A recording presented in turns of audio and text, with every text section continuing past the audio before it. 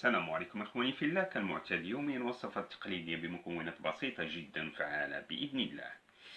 إن شاء الله اخواني في الله جيت نشارك معكم وصفة لعلاج مشكل يعاني منه كثير من الناس في هذه اللحظة، في هذه الفترة. كثير من الناس من بهم السعال المزمن، كثرة الكحة، والعلاج بسيط جدا جدا. بخلاصة، ما على المصاب بالسعال المزمن؟ تعلمون هذه تسمى برتقالة، أو بالعامية المغربية نقول إحنا في المغرب الليمون. ما على المصاب بالسعال المزمن أو الكحة المفرطة، ما عليه إلا أن يأخذ أوراق البرتقال. هذه وصفة سهلة بسيطة